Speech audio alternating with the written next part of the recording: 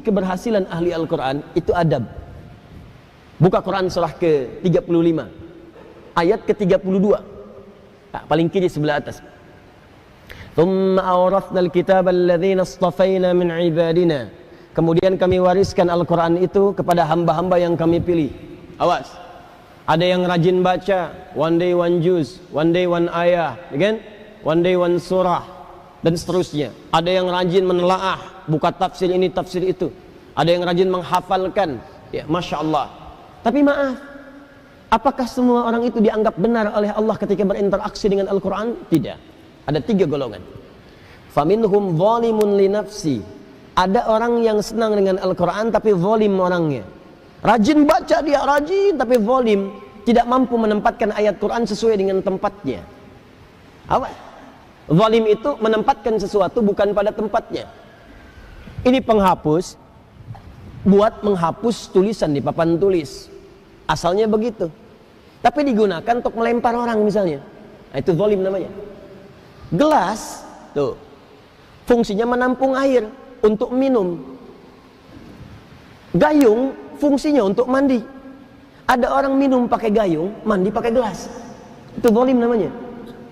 Ada orang sering ngaji, baca qul huwallahu ahad, katakan hanya Allah yang esa, hafal ayatnya, tahu maknanya, tapi tidak menempatkan ayat sesuai dengan tempatnya. Dia katakan di lisannya semua agama sama. Dibin, celaka orang-orang yang dusta, hafal ayatnya, sering baca, tahu artinya, tapi dia berdusta. Itu zalim namanya. Jadi ayat-ayat itu tidak dipraktikkan dalam perilaku hidup, adab tidak ada.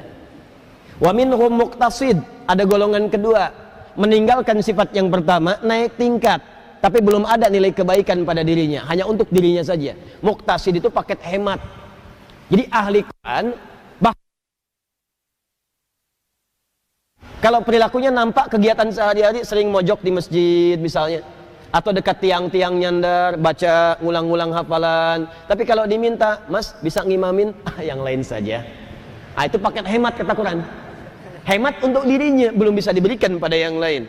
Yang ketiga, wa minhum sabiqum bil khairati biiznillah. Ada ahli Quran, kesuksesan interaksinya dengan Al-Quran dibuktikan dengan menampakkan perilaku baik dalam kehidupan. Sabiqum bil khairat, kalau bisa nomor 1 dia mengerjakan kebaikan. Jadi ciri orang yang berhasil dengan Qurannya, kata Allah, adalah adab. Jadi jangan bangga kalau anak Anda hafal 30 juz tapi nggak merubah perilakunya. Yang paling bahaya itu hafalan banyak tapi perilaku semakin durjana. Yang salah tuh dalam hafalannya. Ada yang keliru. Ciri orang tuh kalau sudah dekat dengan Quran, karena Quran itu baik, akan ada perubahan dalam dirinya.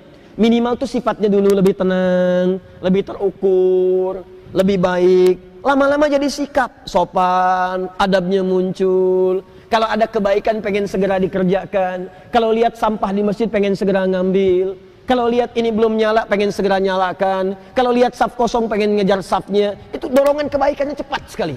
Semakin tinggi kecepatan berbuat baiknya, ini menandakan semakin besar pengakuannya di hadapan Allah Subhanahu wa taala dalam perubahan kebaikannya.